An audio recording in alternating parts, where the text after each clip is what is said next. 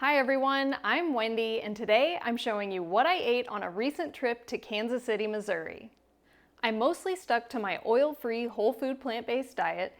If you're trying to avoid unhealthy junk food while traveling or going to a family gathering, bringing your own snacks is a great way to make sure you always have something to eat.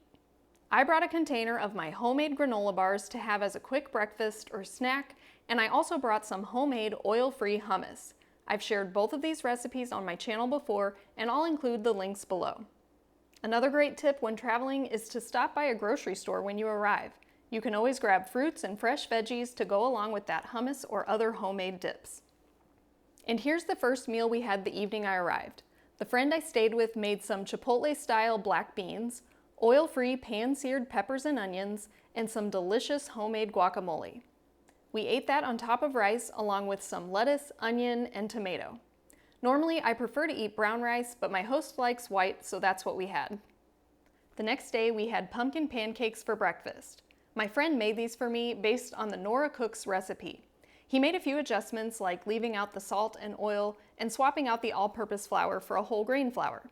I think he used a white whole wheat pastry flour. I'll include a link below to the original recipe. Even without any oil or butter, they flipped really well on this non-stick griddle, and they got a nice color.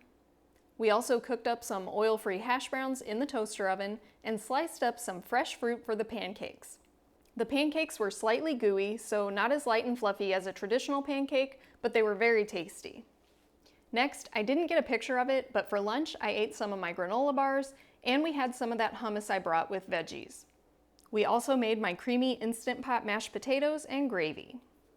Then for dinner, we went out to eat at a place called Tree Hugger Kitchen in Riverside, Missouri.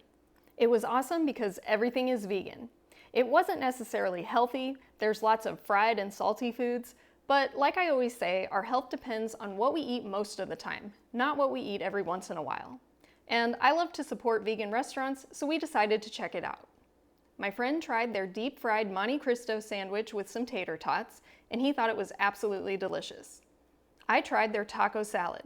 This comes with a walnut chorizo and black beans on a bed of lettuce with black olives, pico, and salsa. I added a side of guac, and I still like to try to avoid too much highly processed foods, so I asked for the vegan cheese on the side to give to my friend. Since I normally eat a really low sodium diet, the taco salad seemed really salty to me. But that's to be expected whenever eating out at any restaurant. Aside from that, it was very tasty and I really enjoyed it. We plan to come back again. The next morning we had leftover pancakes and hash browns along with a smoothie.